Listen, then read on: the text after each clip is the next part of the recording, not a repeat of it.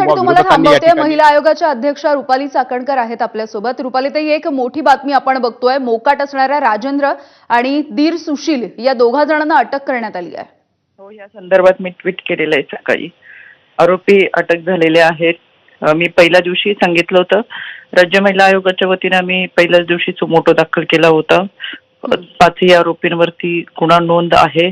3 आरोपी अटकेत असताना 2 आरोपी फरार होते आणि या फरार आरोपींचा तपास करण्यासाठी पोलिसांनी चांगल्या पद्धतीचं काम करत स्वतःची टीम असेल, क्राईमची असेल, सायबरची असेल, अँटी गुंडा टीम असेल, हे सगळे फरार आरोपींना ताब्यात घेण्यासाठी कार्यरत होते. आज ते आरोपी अटक करण्यात आलेले आहेत. कायदा सुव्यवस्था प्रशासन हे त्यांचं काम करत आहे आणि उत्तमरित्या काम करत आहे. आता जबाबदारी ही काही प्रमाणात आपली सुद्धा आता आहे. अशा पद्धतीने हुंडाबळीला कोणाला सामोरं जायला नको म्हणून ज्या पद्धतीने बालविवाहाच्या विरोधातला कायदा आहे, ज्या पद्धतीने गर्भनिधन चाचणीच्या विरोधातला कायदा आहे, त्याच पद्धतीने हुंडा प्रतिबंधक सुद्धा कायदा आहे. आता सजग नागरिक म्हणून आपली जबाबदारी आहे की हुंडा मागणारा इतका देणारा सुद्धा दोषी आहे, त्याच्यामुळे हुंडा देऊ नये. पण याच्या विरोधातली मोहीम ही मोठ्या प्रमाणात गेल्या 3.5 वर्षामध्ये आम्ही राबवतोय. पण शेवटी नागरिक शास्त्राचं पुस्तक वाचून आपण सुजाण नागरिक झालो असं होणार नाही.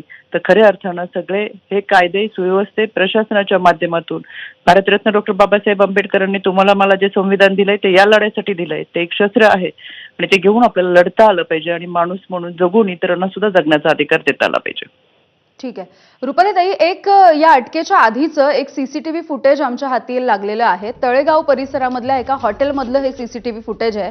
त्यामुळे असा विचार केला जातोय किंवा असा प्रश्न उपस्थित होतोय की जर हे फरार असणारे 7 दिवसांपासून फरार असणारे आरोपी जर बाजूला असणाऱ्या तळेगाव परिसरामध्ये मस्तपैकी जेवत असतात, मग पोलिसांना का सापडत नाहीत? असा प्रश्न खरं तर वैष्णवीच्या घरच्यांनी सुद्धा विचारलाय.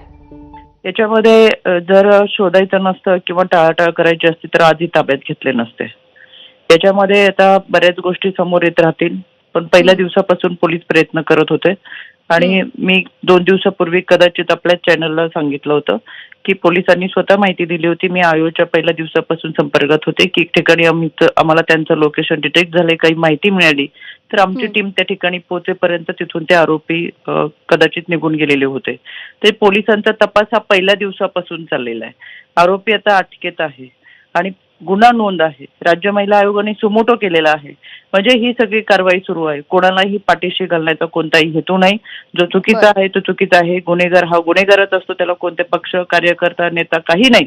त्याच्यामुळे ही विकृती आहे ती टेचून काढायची आणि त्याच्यामुळे कायद्याच्या चौकटीतून आरोपींवरती कारवाई ही निश्चितपणाने होणारच आहे.